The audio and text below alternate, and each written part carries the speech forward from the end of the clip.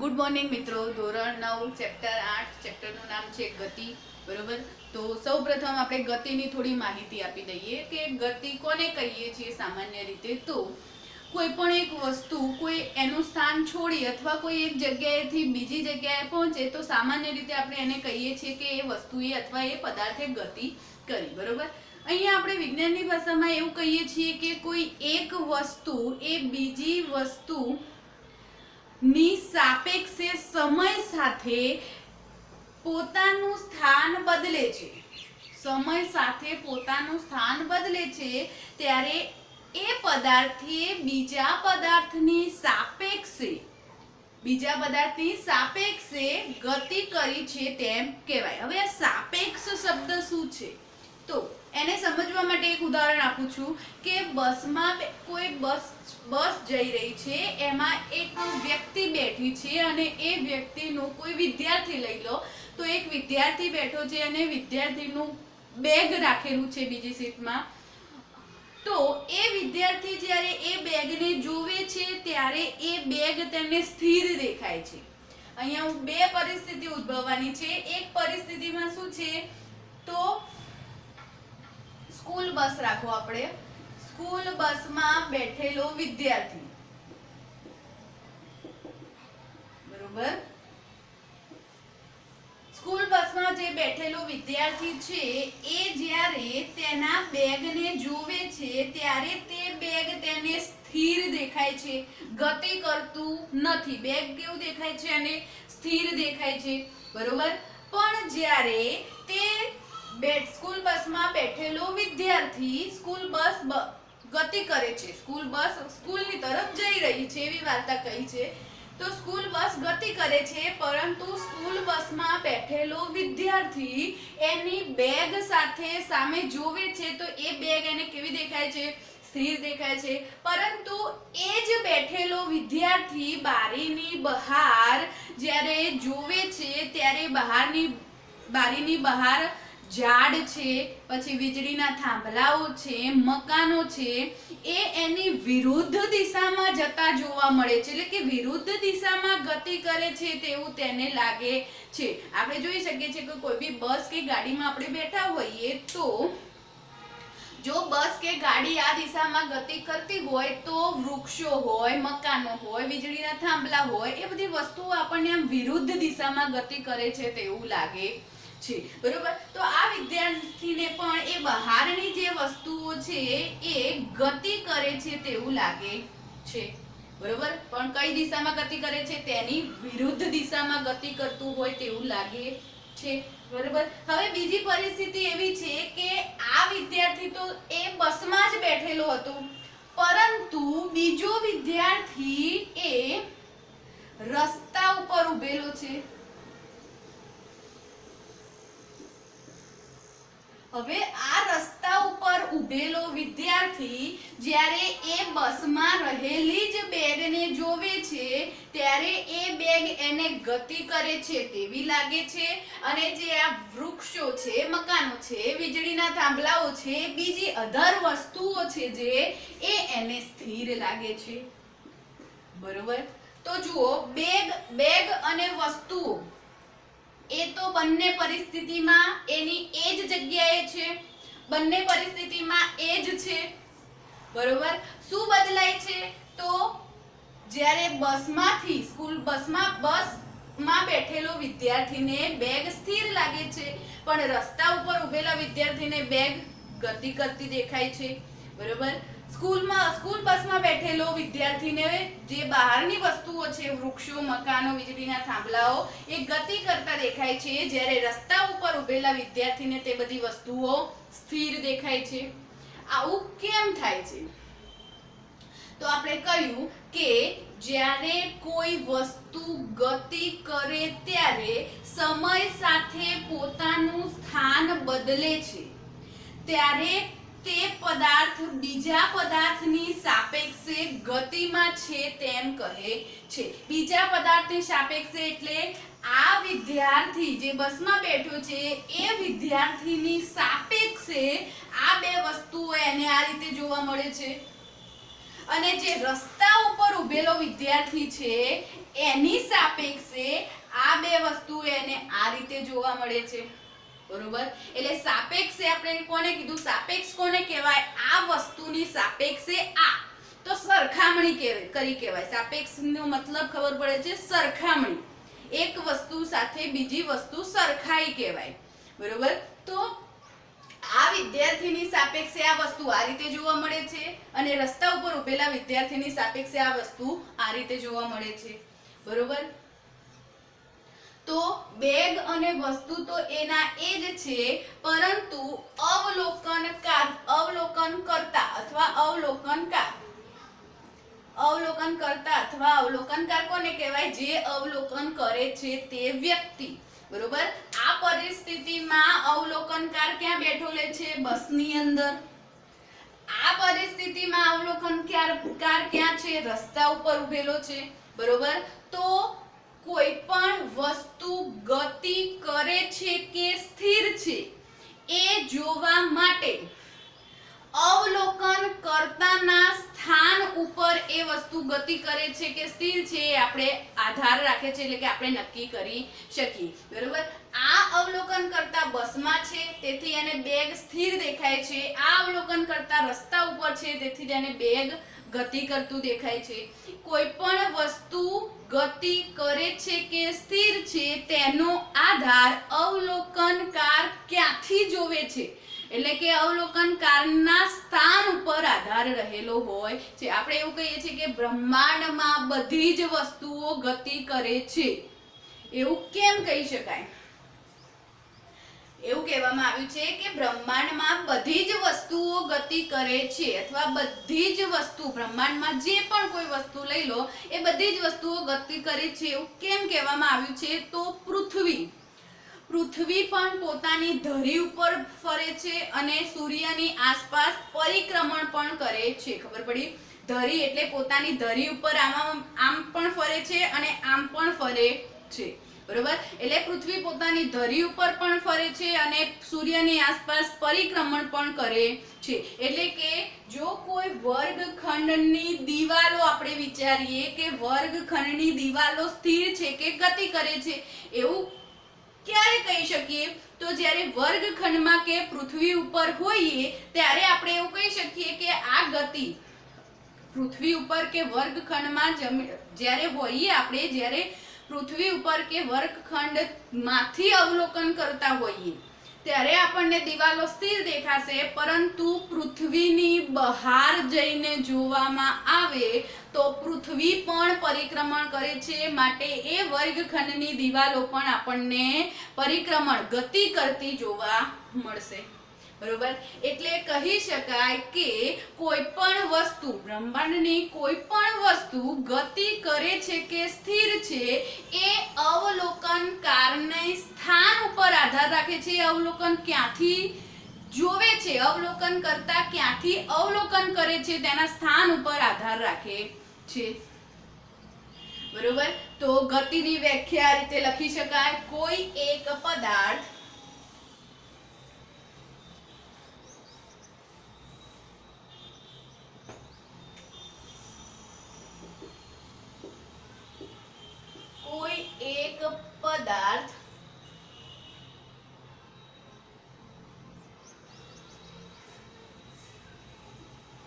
બીજા પદાર્થની સાપેક્ષે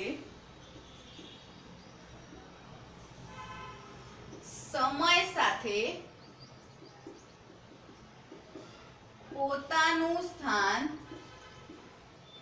બદલે તો બીજા પદાર્થની સાપેક્ષે તે ગતિ કરે છે તેમ કહેવાય, બરોબર. આપણે કહ્યું કે સાપેક્ષ વસ્તુ એટલે શું? સાપેક્ષ એટલે કોઈ પણ બે વસ્તુને સરખાવી, આની સાપેક્ષે આ વધારે ગતિ કરે છે, આની સાપેક્ષે આ વધારે ગતિ કરે છે, તે કોઈ પણ બે વસ્તુની સરખામણી કરવી તો એને શું કહેવાય? સાપેક્ષ, બરોબર. તો એ ગતિ એ સાપેક્ષ ખ્યાલ છે. કોઈ પણ આપણે એમ કહી શકીએ કે આ વસ્તુ ગતિ કરે છે, પણ કોના આધારે? તો આ વસ્તુ કરતા આ વસ્તુ વધારે ગતિ કરે છે, બરોબર. તો કહી શકીએ હમણાં કહ્યું કે દિવાલનું ઉદાહરણ કે વર્ગખંડમાં જ બેઠા હોય તો દિવાલ આપણને સ્થિર લાગે, પરંતુ જો બહારથી જોઈએ તો દિવાલ આપણને પૃથ્વીની બહારથી જોઈએ તો દિવાલ કેવી લાગે? ગતિ કરતી લાગે, બરોબર? તો એ સાપેક્ષ જેના આધારે આપણે કહીએ છીએ કે આ વસ્તુ ગતિ કરે છે એ આધારને શું કહેવાય? સાપેક્ષ. તો ગતિ એ એક સાપેક્ષ ખ્યાલ છે તેમ કહી શકાય, બરોબર?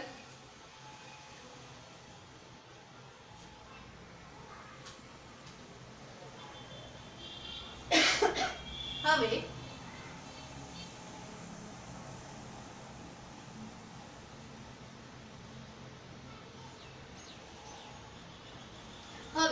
ગતિ આપણે અલગ અલગ પ્રકારની જોઈએ છીએ, જેમ કે સુરેખ ગતિ છે, વર્તુળાકાર ગતિ છે, ચાક ગતિ છે, નિયમિત ગતિ છે, અનિયમિત ગતિ છે. તો આ બધી ગતિઓ વિશે આપણે આ ચેપ્ટરમાં ભણવાનું છે, બરોબર?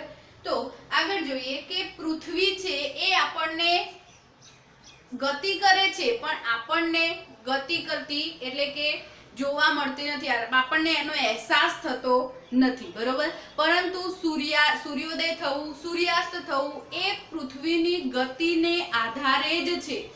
સૂર્યોદય થાય તો સૂર્યની સામે જે વિસ્તાર આવ્યો હોય પૃથ્વીનો એ વિસ્તારમાં સૂર્યોદય થાય, પછી એ વિસ્તાર પાછો ફરીને પરિક્રમણ થઈને પાછો ફરે એટલે એ વિસ્તારમાં અંધારું એટલે કે સૂર્યાસ્ત થાય, બરોબર? તો સૂર્યોદય અને સૂર્યાસ્ત પણ એ પૃથ્વીની ગતિ ઉપર જ આધાર રાખે છે, બરોબર?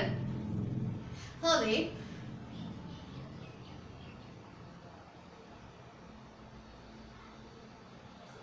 આગળ જઈએ મિત્રો,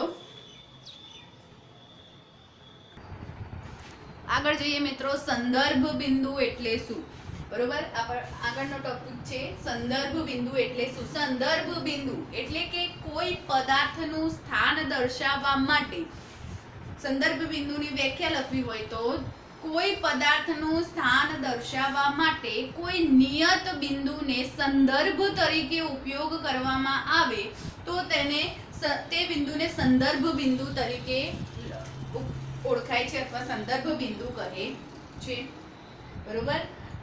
ઉદાહરણ લઈએ તો ધારો કે બિંદુ કયું છે અહીંયા, તો આપણે બિંદુ દ્વારા એકવાર સમજી લઈએ કે આ બિંદુ છે એ આ બિંદુ ના સંદર્ભ ના તરફ, બરોબર? આ બિંદુથી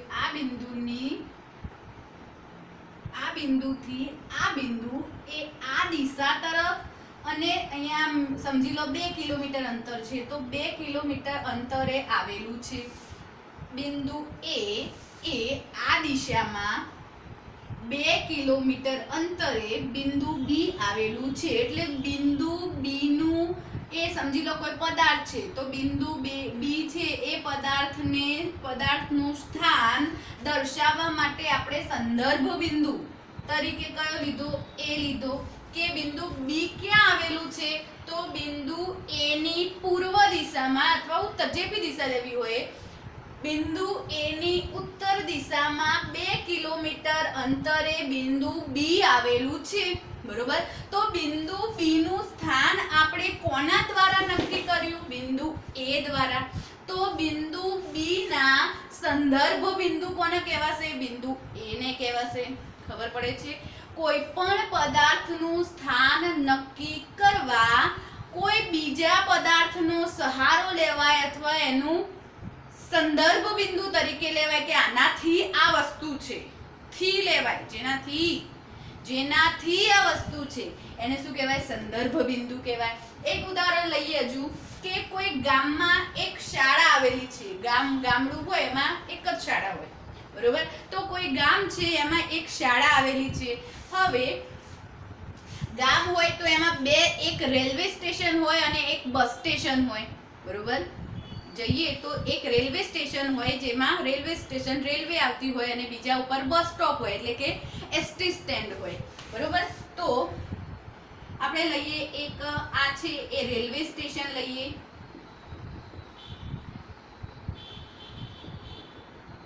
બરોબર? અને બીજું લઈએ આપણે બસ સ્ટેન્ડ. એસટી સ્ટેન્ડ અહીંયા લખ્યું છે તો આપણે લઈએ એસટી સ્ટેન્ડ. બરોબર. હવે રેલવે સ્ટેશન થી ઉત્તર દિશામાં એટલે કે આ ઉત્તર દિશામાં બરોબર 2 કિલોમીટર અંતરે રેલવે સ્ટેશન થી 2 કિલોમીટર અંતરે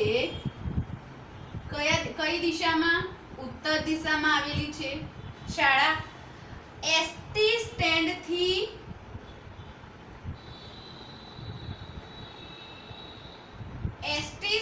થી આ દિશામાં એટલે ગણી લો કે પશ્ચિમ દિશામાં 3 કિલોમીટર અંતરે કઈ દિશામાં પશ્ચિમ દિશામાં શાળા આવેલી છે. ફરીથી કોઈ એક ગામમાં એક શાળા રેલવે સ્ટેશન થી ઉત્તર દિશામાં 2 કિલોમીટર અંતરે આવેલી છે અને એસટી સ્ટેન્ડ થી પશ્ચિમ દિશામાં 3 કિલોમીટર અંતરે આવેલી છે. બરોબર.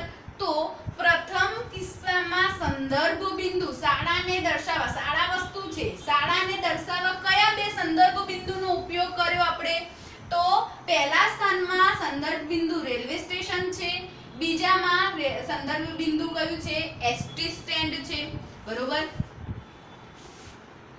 તો સંદર્ભ બિંદુ બદલાતા પદાર્થનું સ્થાન પણ બદલાય છે તેમ કહી શકાય. બરોબર.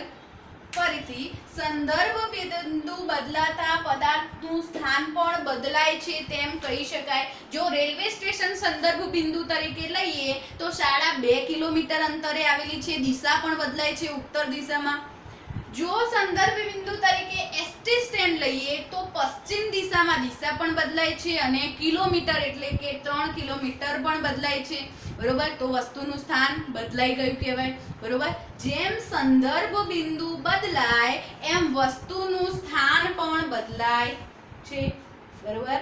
માટે પદાર્થનું સ્થાન નક્કી કરવા માટે સંદર્ભ બિંદુનો ઉલ્લેખ અનિવાર્ય છે. એટલે કે કોઈ વસ્તુને દર્શાવવા કે આ વસ્તુ અહીંયા છે તો એને કોઈ બીજા વસ્તુનો સંદર્ભ તરીકે લેવી ખૂબ જ જરૂરી છે, અનિવાર્ય છે. બરોબર. બીજા શબ્દોમાં કહીએ તો સ્થાન એ નિરપેક્ષ રાશિ નથી પણ સાપેક્ષ રાશિ છે. હવે નિરપેક્ષ રાશિ અને સાપેક્ષ રાશિ એટલે શું? તો જે રાશિને દર્શાવવા મૂલ્યની જરૂર પડે તેને સાપેક્ષ રાશિ કહેવાય અને જે રાશિને દર્શાવવા મૂલ્યની જરૂર ન પડે તેને નિરપેક્ષ રાશિ કહેવાય. બરોબર. તો અહીંયા મૂલ્ય એટલે 2 કિલોમીટર 3 કિલોમીટર એ મૂલ્ય કહેવાય. શું કહેવાશે? મૂલ્ય, આંકડાકીય માહિતી. બરોબર. તો આને દર્શાવવા માટે મૂલ્યની જરૂર પડે છે માટે સંદર્ભ બિંદુ એ શું કહેવાશે? સાપેક્ષ રાશિ કહેવાશે. જે રાશિને દર્શાવવા માટે મૂલ્યની જરૂર ન પડે અને નિરપેક્ષ રાશિ કહેવાય. અહીંયા મૂલ્યની જરૂર પડે છે માટે આને શું કહેવાશે? સાપેક્ષ રાશિ કહેવાશે. બરોબર. અને સંદર્ભ બિંદુને ઉગમ બિંદુ પણ કહે છે. ઉગમ બિંદુ એટલે કે ઉગમ થવું. સંદર્ભ બિંદુને ઉગમ બિંદુ તરીકે પણ ઓળખાય છે. બરોબર. હવે આ સંદર્ભ બિંદુથી આપણે કોઈ બીજી વસ્તુનું સ્થાન જાણવું કે આ વસ્તુ આના સંદર્ભે અહીંયા છે. બરોબર. તો એને જાણવા માટે 2 કિલોમીટર એટલે અંતર અને ઉત્તર પશ્ચિમ એટલે દિશા. એટલે કઈ બે રાશિઓની જરૂર પડી? અંતર અને દિશા. તો હવે આગળ ભણવાનું છે આપણે અંતર અને સ્થાનાંતર. અંતર અને સ્થાનાંતર વિશે જોઈશું.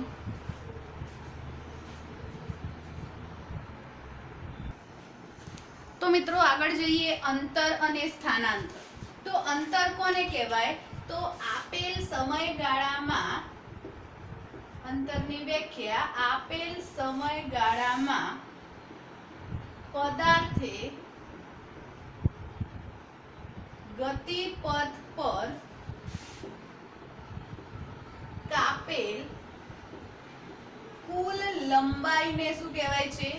અંતર કહેવાય છે. બરોબર. તેનો SI એકમ મીટર છે. બરોબર. આપેલ સમયગાળામાં પદાર્થે ગતિપથ પર કાપેલ કુલ લંબાઈને અંતર કહે છે. એટલે કે કોઈ પણ પદાર્થ આ ગતિપથ ઉપર ગતિ કરતો હોય તો આ ગતિપથ એટલે કે એ થી બી તરફના ગતિપથ, અહીંથી અહીંયા સુધી પદાર્થે ગતિ કરી તો આટલેથી અહીંયા સુધીના શું કહેવાય, આટલેથી આટલા સુધીની લંબાઈને શું કહેવાય, અંતર કહે છે. બરોબર. તેનો એસઆઈ એકમ મીટર છે. આટલા મીટર, 2 મીટર, 4 મીટર, 6 મીટર. બરોબર. તો અંતરના કયા એકમ વડે દર્શાવી શકાય છે? તો મીટર વડે દર્શાવી શકાય છે. ઓકે. સ્થાનાંતર કોને કહેવાય? તો આપેલ સમયગાળામાં ચોક્કસ દિશામાં પદાર્થના સ્થાનમાં થતા ફેરફારને સ્થાનાંતર કહે છે. બરોબર. અથવા એની બીજી વ્યાખ્યા લખવી હોય તો પદાર્થના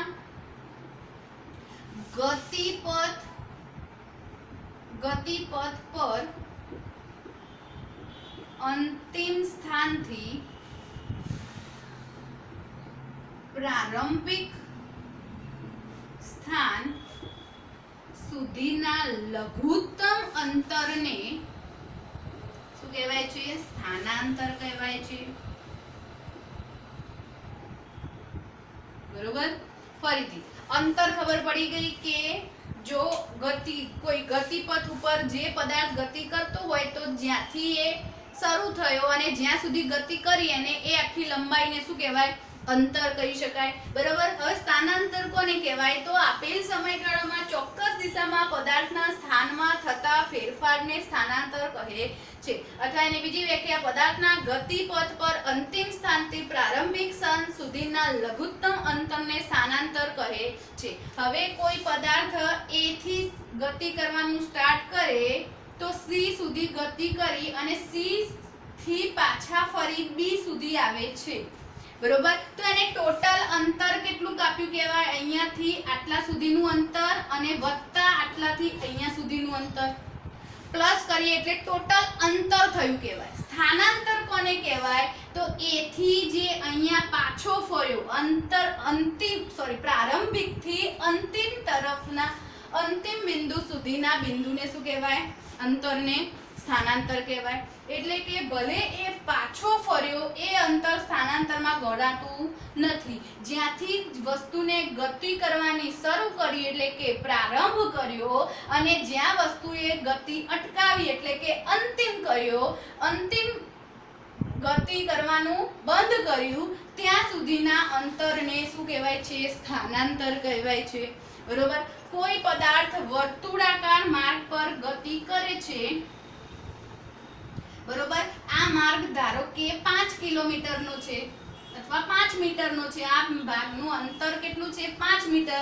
વર્તુળાકાર જેટલા મીટર હોય એટલું એનું અંતર કહેવાય. પણ સ્થાનાંતર કેટલું કહેવાય? ધારો કે આ સ્થાનથી ગતિ કરવાનું એણે આ દિશામાં શરૂ કર્યું અને પાછું એના એ જ સ્થાને આવે છે તો સ્થાનાંતર કેટલું કહેવાય? 0 કહેવાય.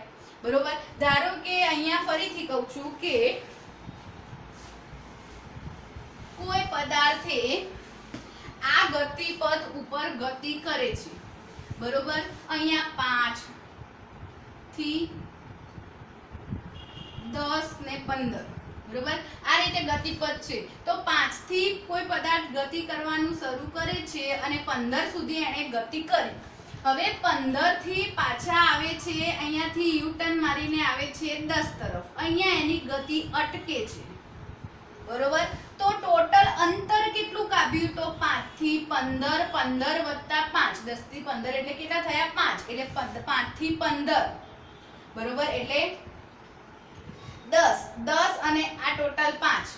5 થી 15 કેટલા થયા? 10 વત્તા આ પ્લસ 5 એડ કરો એટલે ટોટલ અંતર કેટલું થયું? 15. ટોટલ અંતર કહું છું, હું અંતર બોલું છું. ટોટલ અંતર થયું 15. પણ સ્થાનાંતર ગણવું હોય તો તો જ્યાંથી પદાર્થે ગતિ કરવાની શરૂ કરી અને જ્યાં પદાર્થ ગતિ કરવાનું બંધ કરે છે તેટલું જ અંતરને શું કહેવાય? સ્થાનાંતર કહેવાય. તેટલી જ લંબાઈને સ્થાનાંતર કહેવાય. એ જ્યાંથી ફરીને યુટર્ન મારે છે અથવા ત્યાંથી કંઈ બી બીજે જઈને આવે છે તો એ સ્થાનાંતરમાં ગણાતું નથી. જ્યાંથી પદાર્થ પ્રારંભ કરે છે અને જ્યાં અંતિમ કરે છે એટલે કે અંત કરે છે તેની જ વચ્ચેની લંબાઈને શું કહેવાય? સ્થાનાંતર. વર્તુળાકાર માર્ગ પર ગતિ કરે તો જો અહીંયાથી શરૂઆત કરી હોય વર્તુળાકાર માર્ગ પર ગતિ કરવાનું, ત્યાંના ત્યાં જ વસ્તુ પાછું ફરે તો સ્થાનાંતર કેટલું કહેવાય? 0. કારણ કે પ્રારંભિક સ્થાનથી શરૂ કરે અને અંતિમ બિંદુ પણ ત્યાંના ત્યાં જ આવી જાય છે. બરોબર? એટલે સ્થાનાંતર કેટલું કહેવાય? 0 કહી શકાય. બરોબર? તો અંતર અને સ્થાનાંતરમાં ખબર પડી હોવી જોઈએ.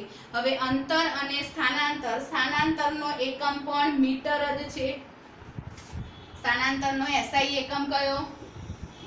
મીટર જ છે. બરોબર?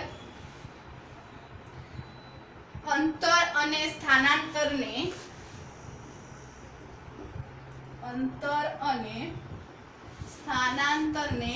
S સંજ્ઞા વડે જ દર્શાવાય છે. બરોબર? સ્મોલ s, કેપિટલ S નહીં, સ્મોલ s સંજ્ઞા વડે જ દર્શાવાય છે. બરોબર? અને અંતર અને સ્થાનાંતરના મોટા નાના એકમો પણ આપણે વ્યવહારમાં ઉપયોગી કરીએ છીએ, જેમ કે સેન્ટીમીટર, મિલીમીટર, કિલોમીટર. બરોબર? આ પ્રમાણેના આપણે ઉપયોગ કરીએ છીએ. તો અંતર એટલે આપેલ સમયગાળામાં પદાર્થે ગતિપથ પર કાપેલ કુલ લંબાઈ, ટોટલ લંબાઈને અંતર કહે છે. અને સ્થાનાંતર કોને કહેવાય? તો ચોક્કસ દિશામાં પદાર્થના સ્થાનમાં થતા ફેરફારને શું કહેવાય? સ્થાનાંતર કહે છે. એટલે કે પ્રારંભિક અંતિમ બિંદુ સ્થાનથી પ્રારંભિક બિંદુના સ્થાન સુધીના લઘુત્તમ અંતરને શું કહેવાય છે? સ્થાનાંતર કહેવાય છે. એટલે કે જ્યાં વસ્તુ ગતિ કરવાની બંધ કરે, અંત કરે, ત્યાંથી પ્રારંભિક બિંદુના અંતરને શું કહેવાય? સ્થાનાંતર કહે છે. બરોબર?